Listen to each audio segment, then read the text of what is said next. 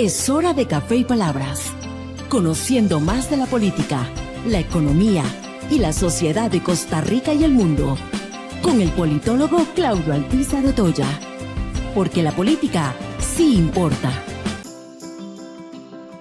¿Qué tal, amigos y amigas? Muchas gracias por ese compromiso que usted siempre tiene con Café y Palabras, donde la política sí importa. Gracias por acompañarnos, como nos acompañan todos los martes y los jueves al ser las 10 de la mañana. Les recuerdo siempre la posibilidad de suscribirse de forma gratuita a nuestro canal en YouTube para estar recibiendo notificaciones de los programas futuros y también para que tenga acceso a la hemeroteca, donde vamos guardando todos los programas del pasado, para que también usted los pueda disfrutar y compartir a la hora que más le convenga. El día de hoy vamos a hablar con César López Dávila, de la Liga Cívica Nacional. Vamos a hablar del modelo eléctrico. Hay una ley llamada Ley de Armonización, en donde se pretende hacer una apertura del modelo eléctrico costarricense, supuestamente para bajar los costos de la electricidad para no solamente los ciudadanos, sino también para todos, la industria y el comercio nacional. De eso vamos a hablar hoy, a ver qué tan cierto es esa propuesta que se está haciendo en la Asamblea Legislativa y que ha avanzado en los últimos meses. Pero antes de conversar con César López, así pienso. Así pienso, con Claudio Alpizar. No puede ser que estemos en un momento tan convulso en el país, en donde la autoridad del presidente de la República no sea bien dirigida para buscar los consensos y los acuerdos que se requieren entre los poderes legislativo, judicial y, por supuesto, el ejecutivo. No podemos seguir con el lenguaje soez, corriente, vulgar, que nos va separando y nos va distorsionando un objetivo que debe ser común, que es una Costa Rica mejor. El tema de seguridad es un tema que nos tiene muy preocupados a todos los costarricenses. Algunas personas sienten que es un problema lejano porque todavía no les ha golpeado, pero hay un eje transversal que es la seguridad nacional y la seguridad civil, donde requerimos también un poder ejecutivo que coordine y es la principal autoridad en tomar las decisiones de lo que acontece en la problemática nacional en temas de seguridad. El trabajo lo ha venido haciendo en mejor posición y con mejores resultados el organismo de investigación judicial. Ese organismo perteneciente al Poder Judicial, no al Poder Ejecutivo. Pero nuestra policía y nuestros diferentes entes encargados de la seguridad desde el Poder Ejecutivo no están coordinando ni haciendo la labor que desearíamos los costarricenses para retomar la ruta de la seguridad nacional. Una ruta que, repito, nos tiene muy preocupados en vista de que los asesinatos dolosos a la fecha ya están superando a la misma fecha los asesinatos que teníamos en el 2024. El 2023, el 2024 y sin duda el 2025, lo que demuestran es una carencia de capacidad, de calidad de la seguridad nacional desde el Poder Ejecutivo. No justifiquemos lo justificable porque los daños colaterales que vamos a recibir son daños muy rudos. Ningún costarricense va a estar exento de tener problemas por el tema de seguridad en nuestro país. Estamos en Café y Palabras porque la política sí importa. En breve volvemos con Café y Palabras, con Claudio Alpizar.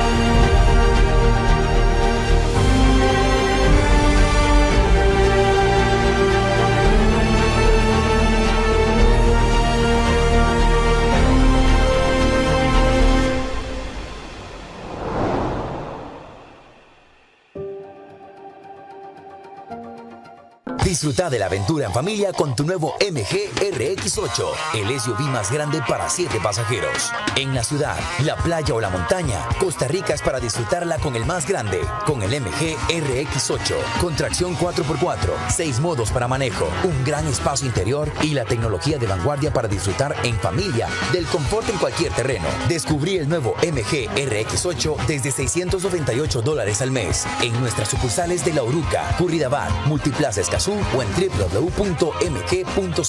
Aplican restricciones. Noche sin tregua. Sea parte de la política con P mayúscula. Todos los domingos al ser las 8 de la noche. Disfrute de las tertulias con el politólogo Claudio Alpizar con los principales actores de la política nacional en nuestro canal de YouTube. Usted tiene un compromiso con la política con P mayúscula en Noche sin tregua. Ya a la venta, el nuevo libro del politólogo Claudio Alpizar Otoya. Gobernabilidad y gobernanza, fuentes del desarrollo democrático de la nación. Un libro para comprender la diferencia de dos conceptos claves, que son dos caras de una misma moneda. Gobernabilidad y gobernanza, fuentes del desarrollo democrático de la nación. A la venta en las librerías de la Universidad de Costa Rica y en librerías internacional. También lo puede buscar y adquirir en Amazon. Estamos de vuelta en Café y Palabras con el politólogo Claudio Alpizar. Gracias amigos y amigas por continuar en nuestra sintonía y como les prometí vamos a conversar con César López Dávila. César es parte de la Liga Cívica Nacional y han venido planteando sus preocupaciones alrededor de la llamada ley de armonización que pretende cambiar el modelo eléctrico que a la fecha hemos tenido. Ellos han sido muy críticos de esta ley y nos va a plantear, César, el porqué de su preocupación.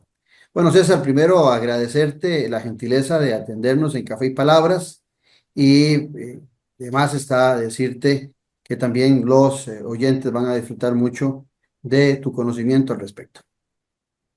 No, agradecerle, don Claudio, a usted, a todo el equipo técnico que hace llegar este programa de Café y Palabras y saludar y darle los buenos días pues, a todas las personas que sintonizan esta importante iniciativa para informarse de los temas de actualidad en la política y el quehacer económico y social del país. Gracias, César. César, la Ley de Armonización del Sistema Eléctrico Nacional de nuestro país surge o es propuesta como la necesidad de modernizar el sistema eléctrico nacional para mejorar la eficiencia y la sostenibilidad de este tan importante recurso para el desarrollo nacional. Desde esa perspectiva, ¿sentís que la ley viene a cumplir con ese objetivo? No, de ninguna manera. No creemos que la ley o este expediente 23.414, mal llamado armonización, ¿verdad?, venga propiamente a modernizar. Más bien lo entendemos como un refrito de aquello que en algún momento fue la parte eléctrica del combo energético, allá por el año 2000, llamado Proyecto para el Mejoramiento de los Servicios de Electricidad y Telecomunicaciones, o como un refrito de la administración Arias Sánchez 2006-2010, que impulsó la Ley General de Electricidad, expediente 17.812, o la administración de Laura Chinchilla, que intentó impulsar la Ley de Contingencia Eléctrica, expediente 18.093, ¿verdad? Y entendemos esto como otra intentona más por desmantelar el modelo eléctrico costarricense y dejarlo a la deriva del interés privado. Entonces no creemos que cumpla con ese propósito, a pesar de que busquen nombres tan bonitos y tan poéticos, merecedores del premio Magón, para ponerle a estos proyectos que van reciclando, pero que en el fondo defienden los mismos intereses. Ahora bien, hay otro objetivo que dice que busca garantizar la confiabilidad, la calidad, el menor costo posible. Y ciertamente, tanto para los consumidores ciudadanos, los que consumen electricidad en sus hogares, como para la industria y el comercio, el recurso de la electricidad es un recurso caro, sobre todo en el campo, te repito, del comercio y la industria. Tampoco llega a disminuir este modelo los costos de la energía en nuestro país. Bueno, yo creo que más adelante vamos a poder dedicar un poquito de esto para tal vez comunicar, darnos a entender mejor a los costarricenses cómo es la forma en que nuestro país ha pensado el acceso a la electricidad, cómo se conforma nuestro sistema eléctrico nacional y cómo el modelo eléctrico gestionado por el ICE que lo implementa, da ciertas características de lo que hoy entendemos como el acceso a la electricidad de Costa Rica. Eso es importante que los costarricenses lo entiendan para dar esa discusión en su contexto. Sin embargo, sí, muchas veces quienes defienden o han impulsado estos proyectos a través de la historia reciente nos hablan del tema de tarifas. Y la realidad es que el ICE tiene unas tarifas sumamente competitivas para el sector residencial, pero también para el sector comercial e industrial.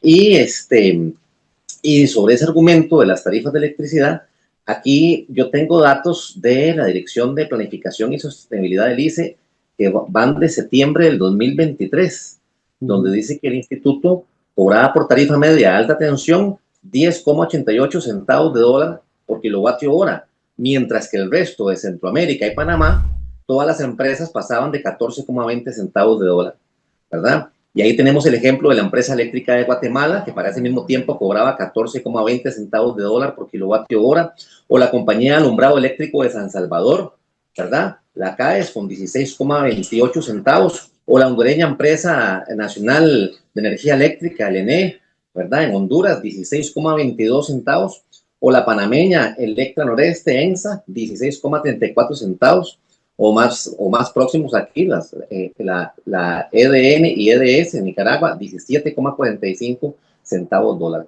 Entonces, hay mercado abierto en Guatemala y no tiene precios más baratos que Costa Rica, también en Honduras, también en Panamá. Entonces, lo que se dice con palabras no se comprueba en la práctica cuando se habla de este tipo de proyectos en materia tarifaria. El ICE tiene tarifas altamente competitivas y es por una forma que hemos pensado los costarricenses a través de la historia para poder hacer llegar la electricidad a todos los rincones del país.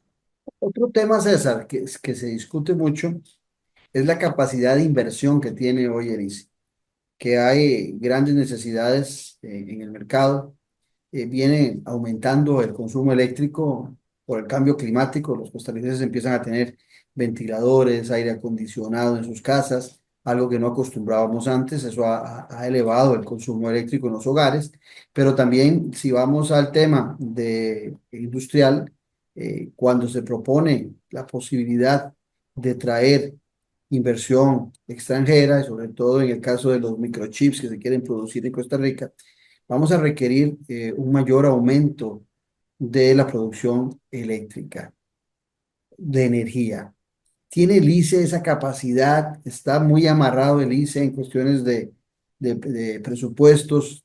¿Lo amarra una deuda? ¿Han hecho malas inversiones en la institución?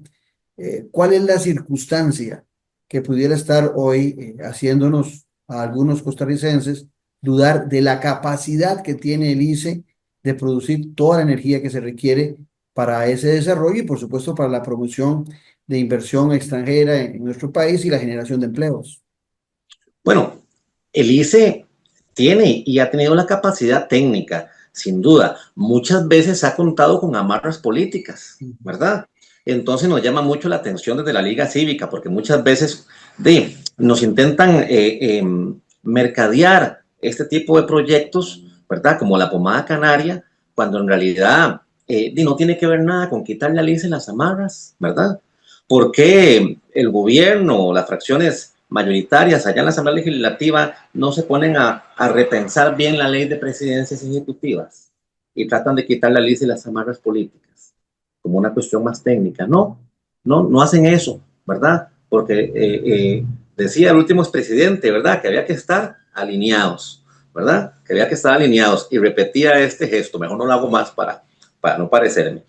Pero en efecto, digamos, muchas veces eso no se revisa. Hay, por supuesto, mecanismos de financiamiento. El ICE tiene la capacidad, pero hay una cosa, digamos, de la que tengamos que hablar. No es que este proyecto venga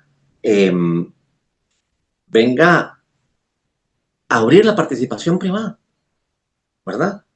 No, ya está la ley 7200, ya está la ley 7508, ¿verdad? Y hay participación privada en la generación, ¿verdad?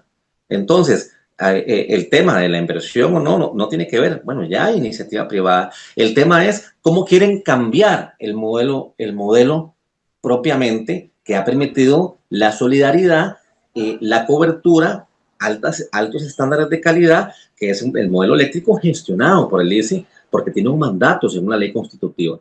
Por eso es importante referirnos a un poquito que los costarricenses entiendan cómo es que funciona el sistema eléctrico nacional. Ahorita podemos referirnos a eso y al modelo eléctrico costarricense, que tiene estos grandes logros. Pero no es que esto venga a abrir la iniciativa privada, no, lo que pasa es que pretenden hacerlo, ¿verdad?, en otro eslabón de la cadena de producción del abastecimiento eléctrico, y al hacerlo ahí tiene serias consecuencias para la forma en la que los costarricenses hemos pensado la democratización del acceso al servicio eléctrico sin distinción económica en todos los rincones del territorio nacional.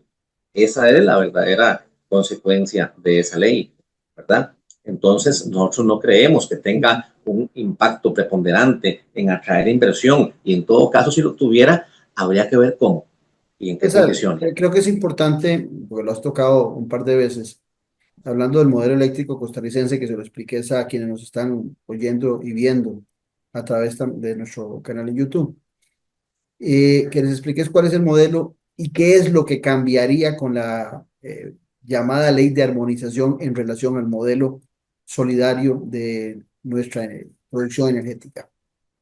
Sí, bueno, en ese sentido, Claudio, tendríamos tal vez que iniciar explicándoles a los costarricenses que hay varios conceptos para poder entender esto.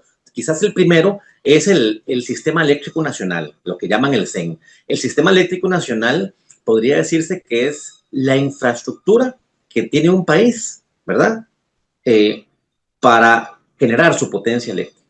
La infraestructura eléctrica que tiene un país. Eso sería el sistema eléctrico, el sistema eléctrico nacional, la infraestructura eléctrica, ¿verdad? Y tendría, por supuesto, tres componentes, ¿verdad?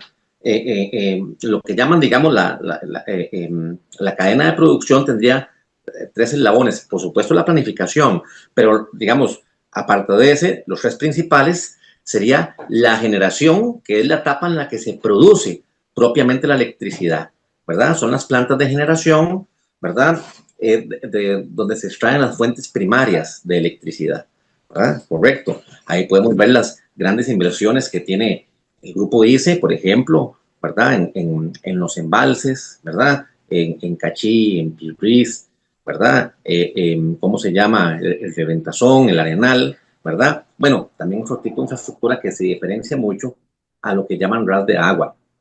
Correcto, pero también hay plantas eléctricas, también hay un parque geotérmico. Costa Rica es ejemplo a nivel mundial en lo que es la geotermia sumamente limpia. Vienen de otros lados a aprender, y por eso se dice que Guanacaste, de la mano del modelo eléctrico gestionado por el ICE, ¿verdad?, sosteniendo propiamente los recursos naturales, es una provincia, ¿verdad?, energética por la cantidad de energía que produce.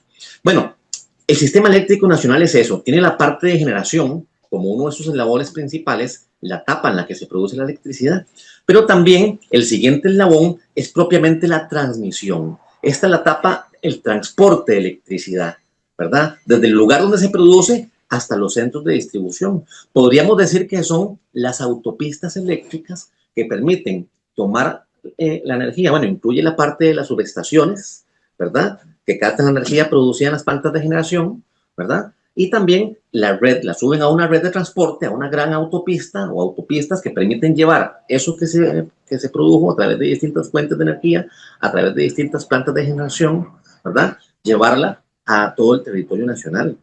Correcto. Y pues después está también la etapa o el eslabón de distribución. Esta etapa de distribución es la etapa final en la que se entrega la electricidad al usuario final, ¿verdad? Se hace en media o en baja tensión. Entonces, entendiendo estos tres grandes eslabones que tienen que ver también con una planificación, ¿verdad?, de esa infraestructura eléctrica que tiene un país, ¿verdad? Bueno, entendemos que en Costa Rica pues está el Instituto Costarricense de Electricidad, ¿verdad?, y su subsidiaria, la Compañía Nacional de Fuerza y Luz, ¿verdad? Pero también hay cooperativas de electrificación rural, ¿verdad?, y empresas municipales, ¿verdad?, Cope Guanacaste, Cope Alfaro Ruiz, Cope Santos, Copelesca, ¿verdad?, el SPH en Heredia, ASEC en Cartago, ¿verdad?, y por supuesto la generación privada. Bueno, Hay 8 empresas en esta parte de distribución, 8 empresas que distribuyen la electricidad, el ICE, la compañía, las cooperativas de electrificación rural y las municipales, ¿verdad? Estas empresas tienen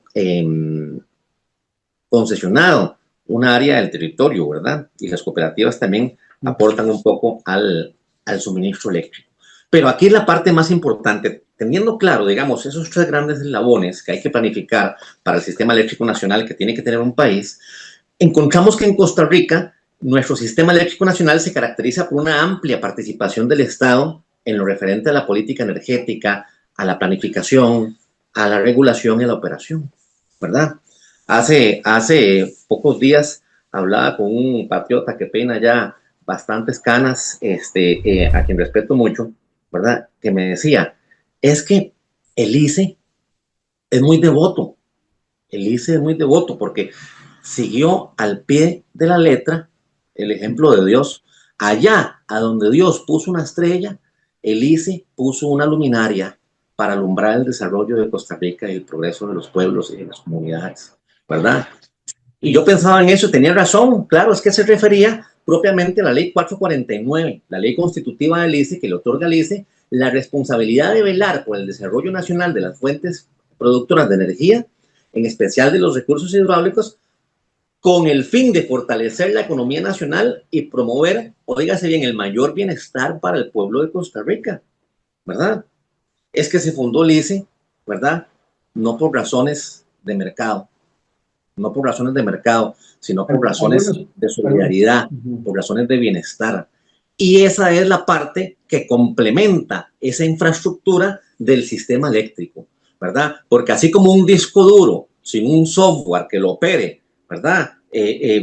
Pierde muchas de sus facultades o no se le puede sacar el provecho necesario, un sistema eléctrico nacional, una infraestructura eléctrica, ¿verdad? Puede tener distintos software, distintos modelos que lo gestionen, ¿verdad? El de Costa Rica ha tenido unas características importantísimas. Podemos hablar rápidamente de 4 de ellas. Es universal, porque se invirtió en llevar el servicio eléctrico a todos los rincones del país. 99.6% del territorio nacional tiene acceso a la red de distribución, ¿verdad? Y ese punto 04 tiene que ver con parques nacionales y otras cosas, ¿verdad?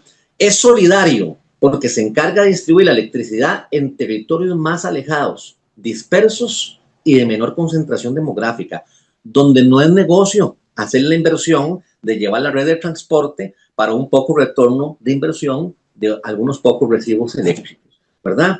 Es de servicio al costo, porque no posee fines de lucro. Lo recaudado por la facturación, ¿verdad?, de la prestación del servicio es reinvertido para mantenimiento, ampliar la capacidad del sistema y mejorar la calidad del sistema. Tiene alta calidad, cuenta con un respaldo reservorio. Eso no lo hace un generador privado, ¿verdad? Para usar una metáfora y poder darnos a entender mejor, ¿verdad? Si tiene que tener en funcionamiento 5 buses eléctricos, tiene que tener otros 5 llaves en mano, por si uno se vara, ¿verdad? Poder meter el otro. Pero ese otro bus también tiene un costo de inversión, de operación, de mantenimiento, ¿verdad? Y eso no lo hace. Y eso no lo hace el millonario, porque no es cualquiera, César, en eso, ¿verdad?, que pueda ponerse una planta a filo de agua. Eso no lo hace.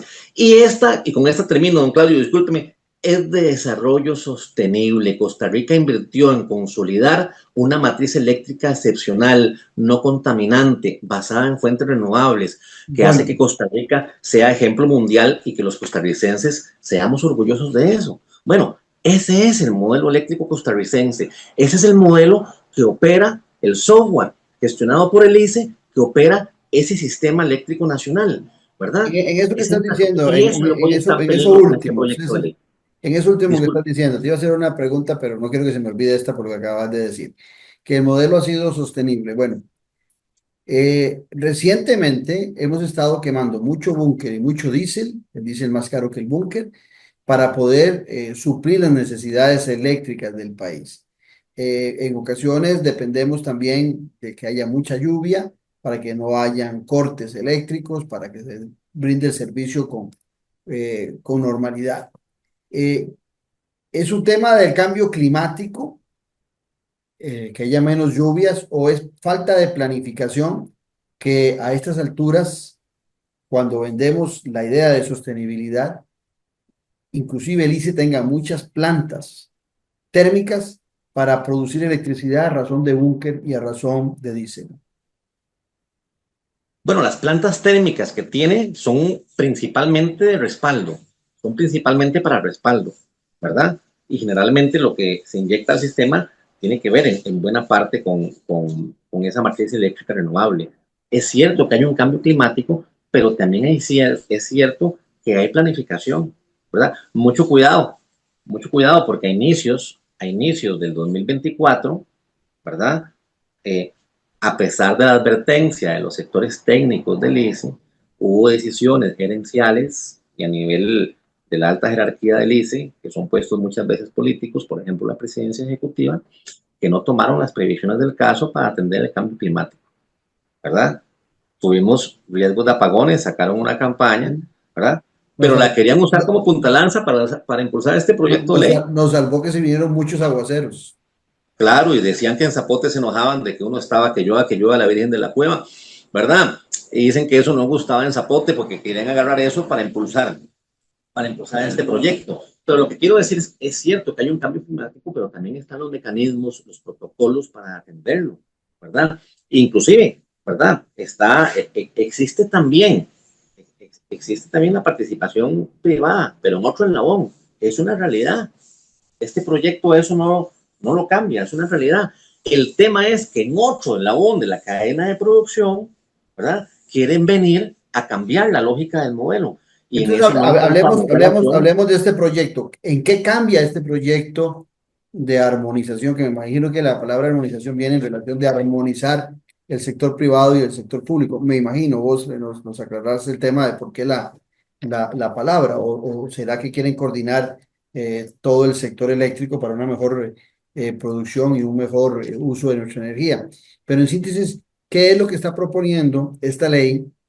Que a la liga, que también sería importante que nos digas qué es la Liga Cívica Nacional, por ahí debemos haber empezado el programa, pero qué es la Liga Cívica Nacional y qué es lo que encuentran ustedes que cambia esta ley, no solamente el modelo, sino que viene en perjuicio del servicio que se ha venido brindando.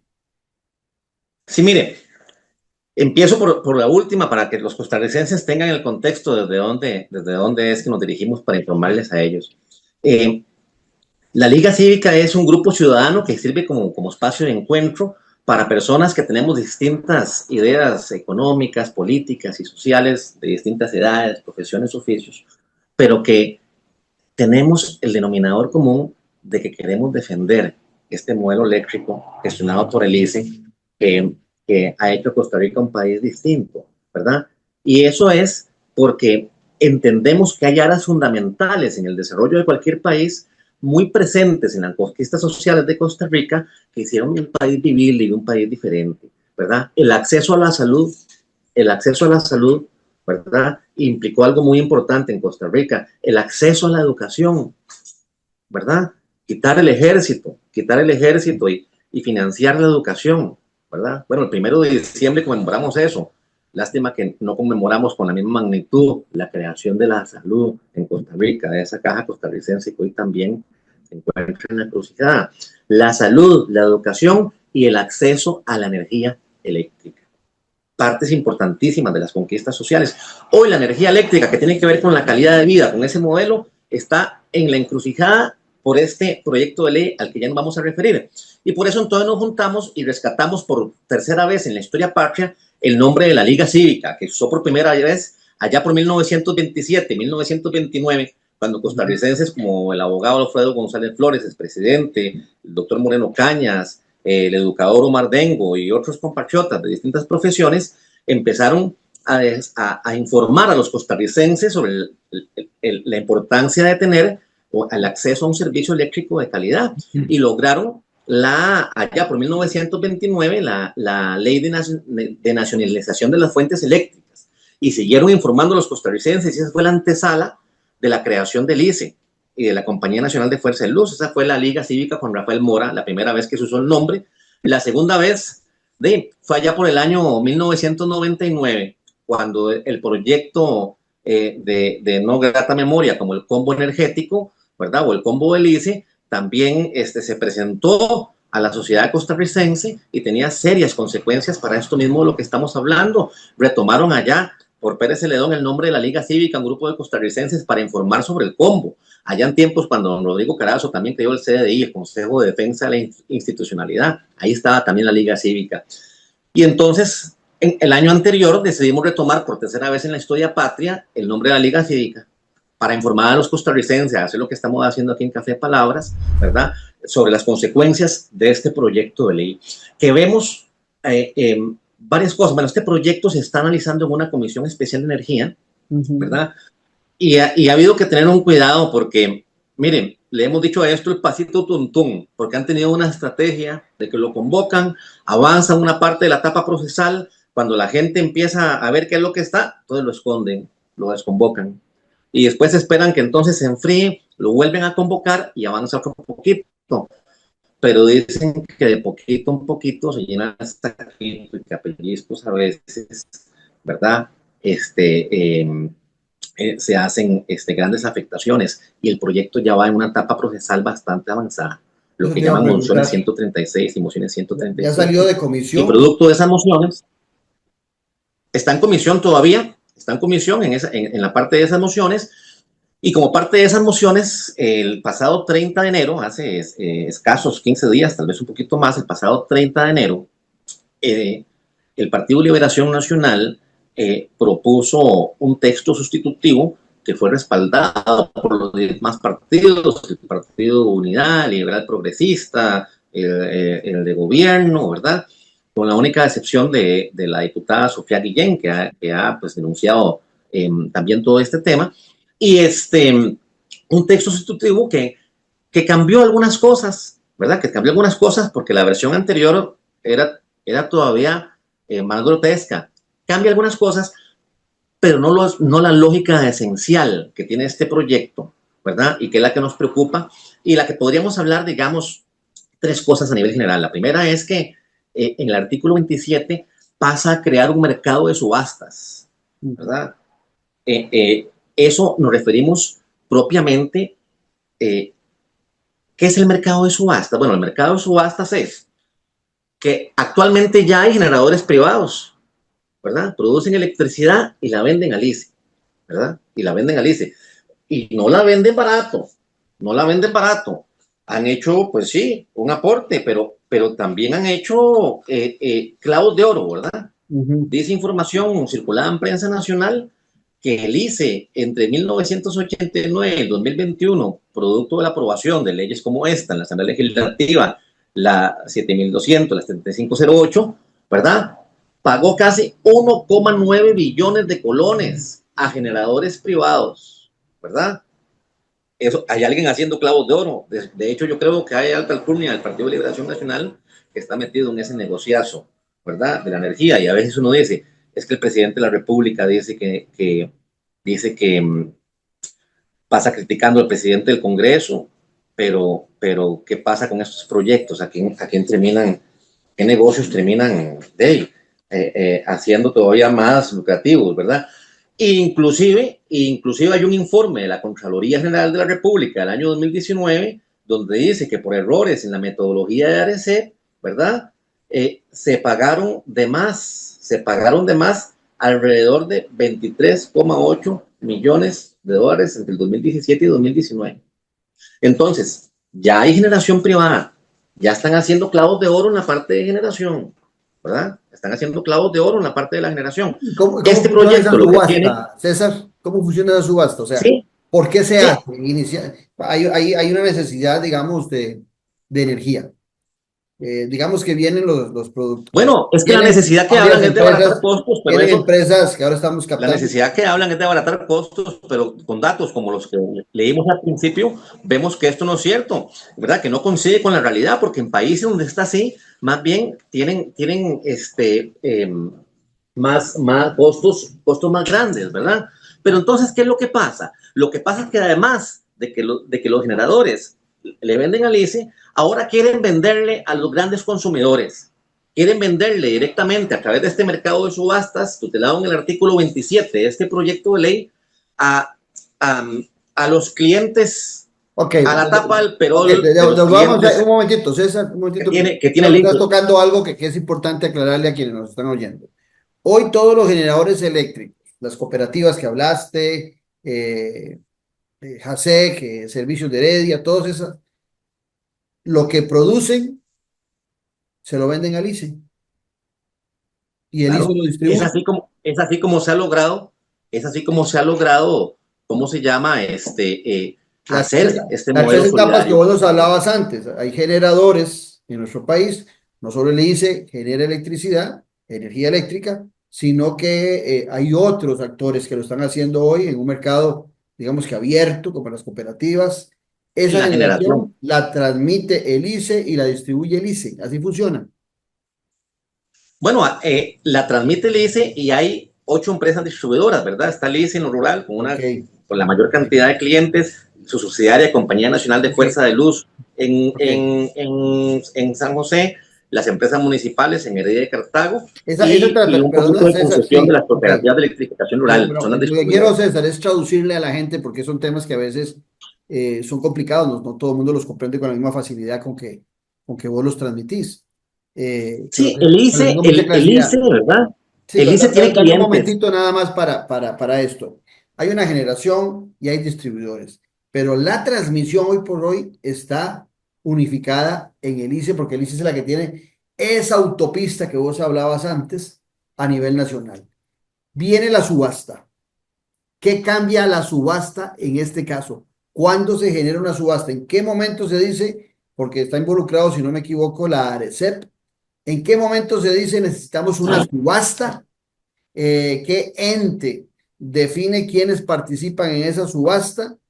¿Y por qué cambia el sistema, como decís vos, de venta, de transmisión de esa energía? Sí, correcto. Actualmente hay un órgano técnico altamente especializado que se encarga de monitorear el sistema eléctrico nacional y ejecutar propiamente los esquemas con los que funciona el modelo eléctrico costarricense. Hablamos de lo que antes era el CENSE, Centro Nacional de Control de Energía, que hace poco cambió su nombre al DOCSE, División de Operación y Control del Sistema Eléctrico, ¿verdad? Entonces, claro, este proyecto de ley lo primero que quiere hacer es sacar este antiguo CENSE, hoy DOCSE, del ICE, ¿verdad? Y convertirlo, por decirlo así, para que nos entienda, en una especie de SUTEL, en un órgano adscrito al MINAE que le han puesto el ECOSEN y que tiene una composición compleja. Este texto sustitutivo del 30 de enero lo modifica en parte, ¿verdad? Pero nosotros creemos que se mantiene también con esa nueva composición, pues politizar decisiones que tienen que ser técnicas. Ese ECOSEN decidiría los contratos de las subastas de energía, ¿verdad? Pero en esa subasta de energía, lo que pasaría es que generadores privados llegarían a competir con el ICE para venderle a los grandes clientes industriales, ¿verdad? Que tiene el ICE, a los grandes clientes.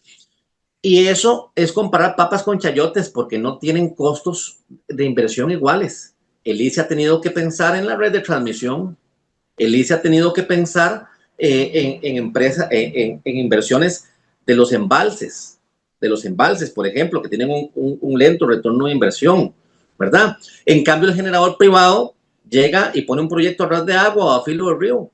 Y el ICE tiene que pensar en el respaldo, el otro no.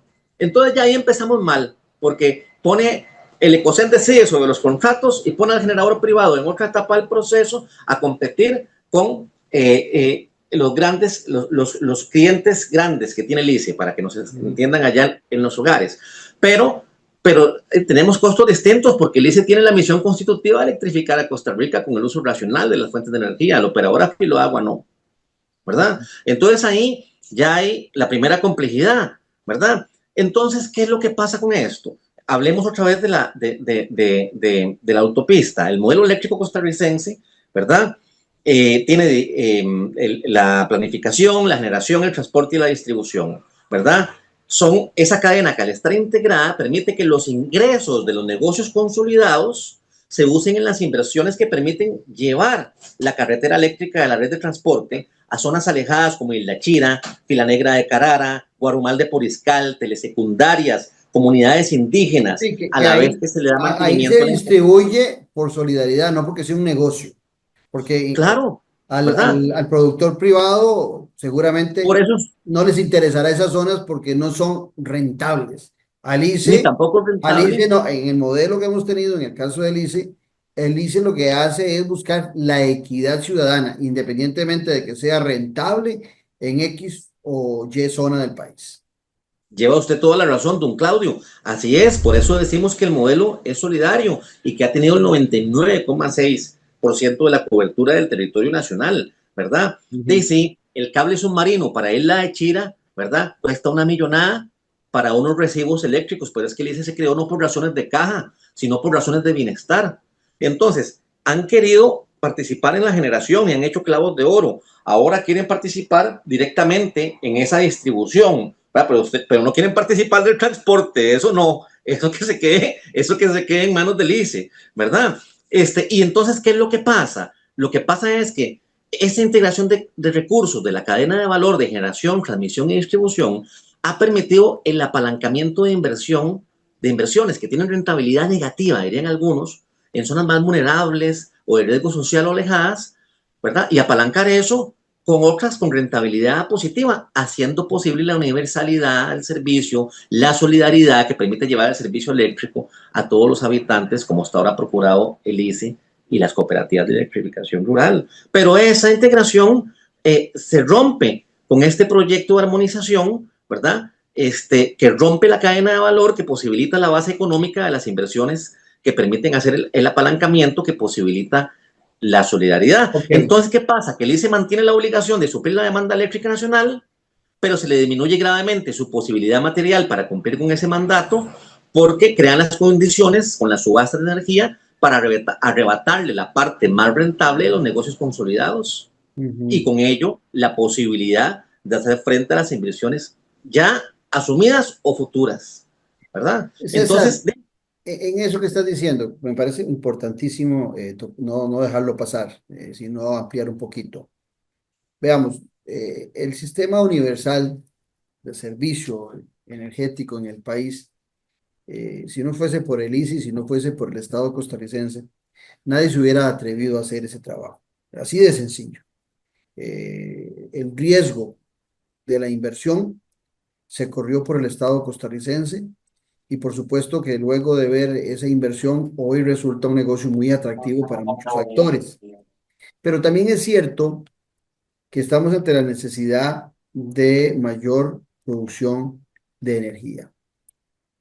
Si queremos que crezca el país, por ejemplo, si mal no recuerdo, ahora se dice que se espera que el próximo año o este año que tengamos un crecimiento de un 3%.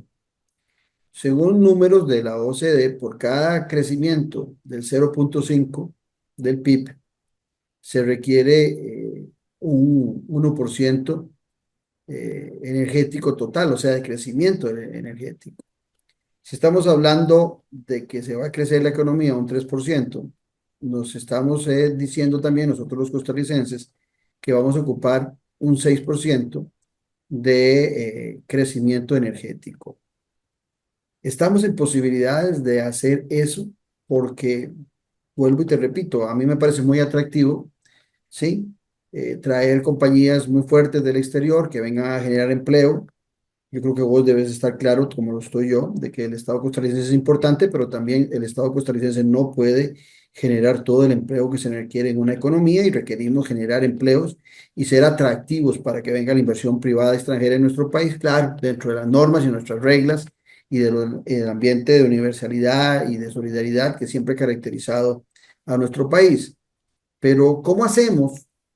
Esa es la pregunta que va por doble vía. Esta ley de armonización permite ese crecimiento energético que es necesario para poder cumplir con el crecimiento del PIB en nuestro país. Y si no estuviera esa ley de armonización, si es que cumple con eso, esa es la primera pregunta. La segunda pregunta es, ¿está el ICE en capacidad de producir ese requerimiento energético para el crecimiento del PIB de nuestro país en aras de luchar contra la pobreza que se acentúa cada día más en zonas rurales de nuestro país y también de la generación de empleo. Sí, correcto. No, nosotros entendemos la importancia de la iniciativa privada, ¿verdad? En lo que tenemos una visión que queremos comunicar, es que creemos que al igual que en la salud, en la educación y en el acceso a la electricidad, no puede quedarse a la deriva de la dinámica del mercado. Tiene que haber planificación, tiene que haber intervención del Estado, ¿verdad? Entonces, con el tema de la demanda eléctrica, nosotros en la Liga Cívica no creemos que este proyecto venga a aumentar la inversión, ¿verdad? Es que ya la generación privada de electricidad, en la parte de generación, en el modelo eléctrico actual, es un negocio millonario. Han hecho clavos de oro y lo siguen haciendo. Ahí están los datos de lo que ya hay y ya funciona.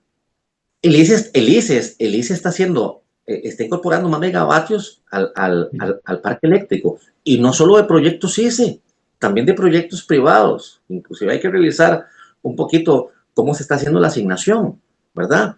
Pero esas dinámicas ya hay, esos recursos ya existen. Este proyecto no viene a aportar algo distinto en esa materia, ¿verdad? Sino lo que hace es abrir más una lógica de lucro en un servicio que ha funcionado con otros propósitos. Ok.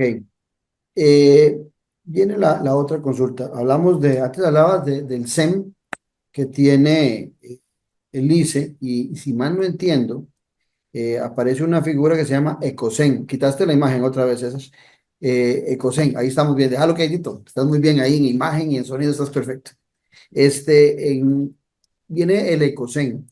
He oído que el Ecosen prácticamente lo sacan del ICE, que es un centro de medición de la necesidad energética y cómo está funcionando la energía en el país, para trasladarlo, para separarlo, para independizarlo, y dejan al ICE sin esa institución. Y a mí me parece, vos me corregís, que si se ocupa hacer un Ecosen, esa inversión deberían hacerla los actores privados que van a participar, pero no por ello debería manosearse lo que ya existe y que tiene el ICE a lo interno, como es el SEM. Contanos esa historia de cómo está el Ecosen. En efecto, hay un proyecto que lo que hace, un articulado de este proyecto que lo que hace es sustraer este órgano técnico especializado, que es el DOCSI, y convertirlo en un Ecosen, ¿verdad? Y ahí es donde creeríamos nosotros, ¿verdad? Crea un ente coordinador del Sistema Eléctrico Nacional, ¿verdad? Y entonces se le resta capacidad de decisión de las directrices técnicas y especializadas al ICE, ¿verdad? Y nos preocupa que al crearse una nueva composición, ¿verdad?, se esté politizando las decisiones sobre el despacho de energía en el país, que tendrían que ver con estas subastas de energía. Entonces, eso es muy grave, pero no es lo único. Es que aparte de que se saque el Ecosen para decidir sobre las subastas, aparte de estas subastas que ya nos alertaban, ¿verdad?, que este proyecto no incluye las especificaciones para que una vez rota la cadena se garanticen las inversiones actuales de los proyectos que ya tienen desarrollo en curso, ¿verdad? Entonces, ¿qué pasa con eso? Bueno, esas subastas, si no mantienen esos mecanismos ¿verdad?, y se genera un escenario de pérdidas no contabilizadas a empresas como el ICE y las cooperativas eléctricas, ¿verdad?, porque se restan lo que se tenía calculado como retorno de inversión por la venta a los grandes clientes, ¿de a dónde van a trasladar los costos ya asumidos esas empresas distribuidoras? A los usuarios finales, a las tarifas. Entonces, encarece la tarifa eléctrica, los recibos que pagamos los costarricenses, o se deteriora la red de transporte y el acceso a todas esas zonas vulnerables de las que ya hablamos, ¿verdad? Y otra cosa que tiene este proyecto, además de eso, es que no solo la subasta a nivel aquí. Ahorita el ICE es el único que puede vender los excedentes al mercado eléctrico centroamericano, al mercado eléctrico regional. Pero en eso ahí te interrumpo otra vez, porque sí, Recuerdo que hace algunos días estábamos vendiendo al mercado centroamericano excedentes eléctricos, hace algunos meses, algunos años. Pero resulta que recientemente, ante las necesidades eléctricas, estábamos comprando más bien excedentes de Centroamérica para poder suplir las necesidades en el país. No recuerdo el dato, pero sí me sorprende que exportábamos muy barato nuestros excedentes y comprábamos al doble, al triple o 5 veces más caro, importábamos electricidad cuando la necesitábamos. ¿Cómo nos explicamos eso? Porque a los que no somos expertos en este tema, nos cuesta comprender cómo exportamos muy barato cuando tenemos excedentes y de Centroamérica para Costa Rica nos venden excedentes a un precio muy alto. Ojo, y nosotros producimos energía limpia y la mayoría de las naciones en Centroamérica producen energía a razón del uso de derivados del petróleo. Entonces también nos engañamos en el sentido de que estamos luchando contra el medio ambiente y que nuestra matriz energética es sostenible, es amigable con el medio ambiente cuando estamos importando energía producida a través de derivados del petróleo. Bueno, habría que ver el espacio específico, ¿verdad? Y los datos de los que usted nos está mencionando, ¿verdad?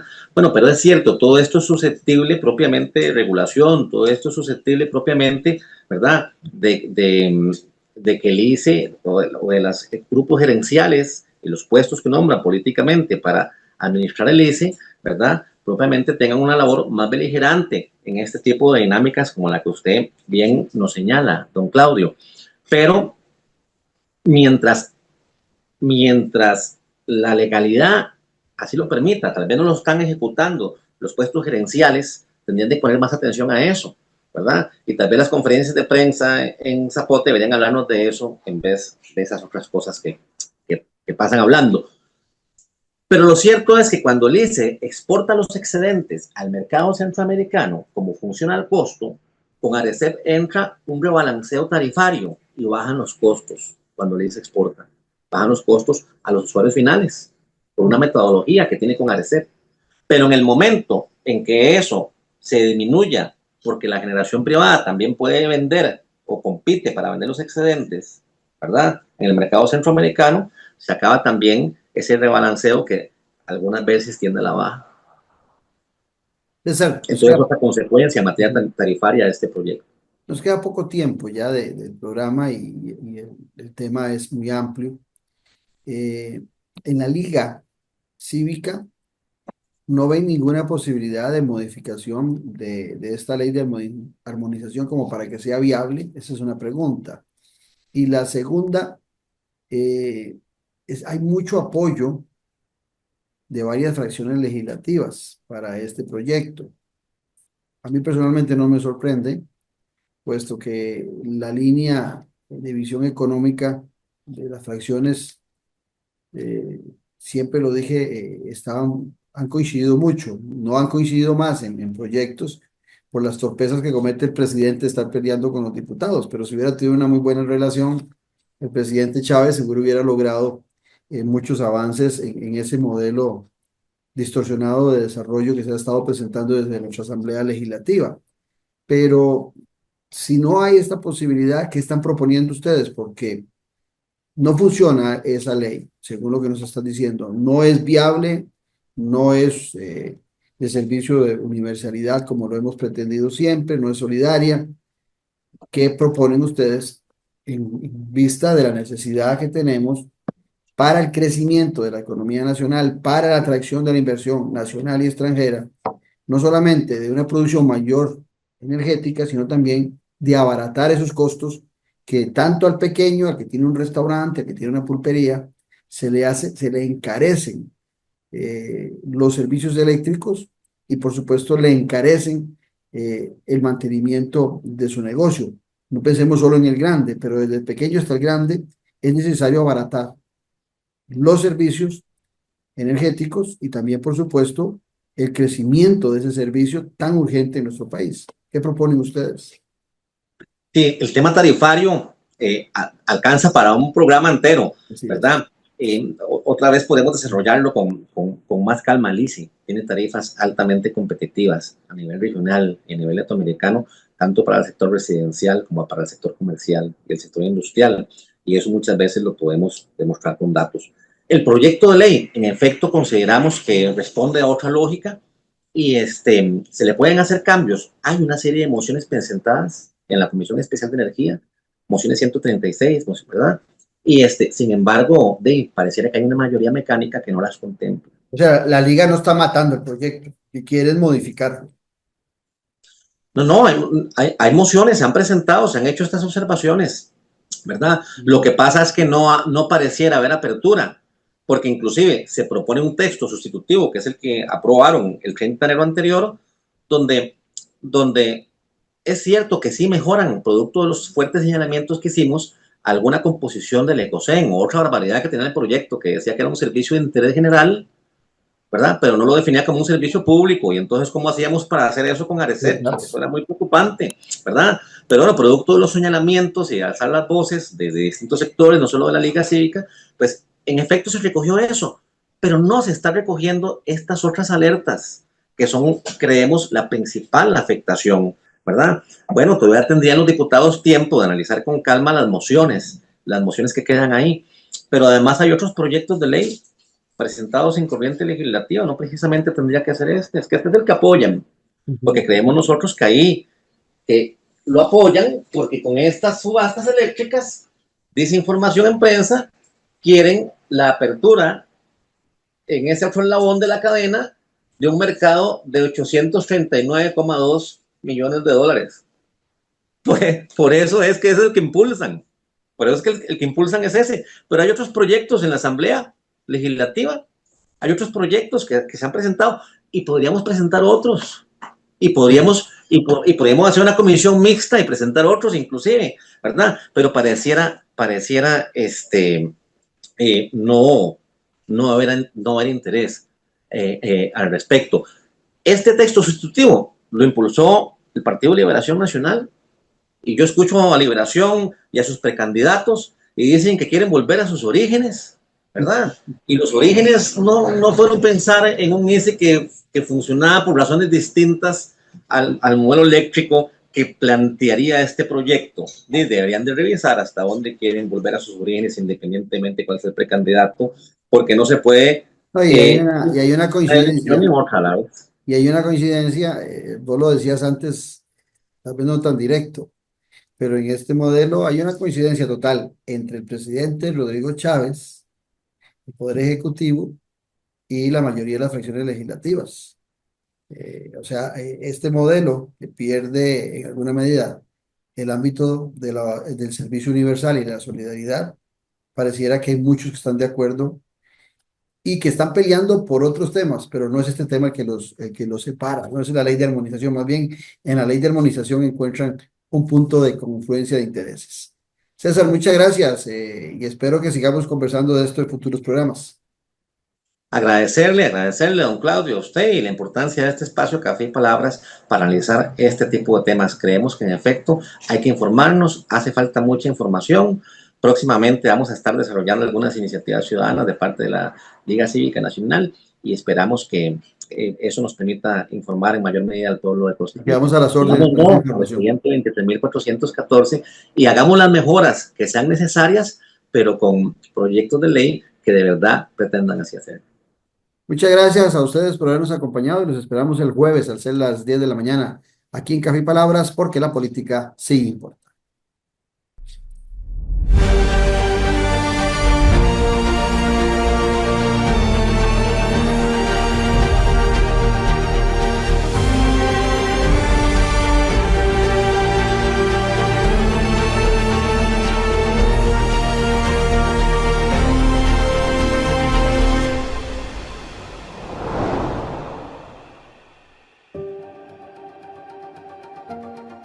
Disfruta de la aventura en familia con tu nuevo MG RX8, el SUV más grande para 7 pasajeros. En la ciudad, la playa o la montaña, Costa Rica es para disfrutarla con el más grande, con el MG RX8, con tracción 4x4, 6 modos para manejo, un gran espacio interior y la tecnología de vanguardia para disfrutar en familia del confort en cualquier terreno. Descubrí el nuevo MG RX8 desde $698 al mes en nuestras sucursales de La Uruca, Curridabat, Multiplaza Escazú o en www.mg.cr. Aplican restricciones. Noche sin tregua. Sea parte de la política con P mayúscula. Todos los domingos al ser las 8 de la noche. Disfrute de las tertulias con el politólogo Claudio Alpizar con los principales actores de la política nacional en nuestro canal de YouTube. Usted tiene un compromiso con la política con P mayúscula en Noche sin tregua. Ya a la venta, el nuevo libro del politólogo Claudio Alpizar Otoya. Gobernabilidad y gobernanza, fuentes del desarrollo democrático de la nación. Un libro para comprender la diferencia de dos conceptos claves, que son dos caras de una misma moneda. Gobernabilidad y gobernanza, fuentes del desarrollo democrático de la nación. A la venta en las librerías de la Universidad de Costa Rica y en librerías internacional. También lo puede buscar y adquirir en Amazon. Esto fue Café y Palabras, porque la política sí importa, con el politólogo Claudio Alpizar Otoya. Café y Palabras.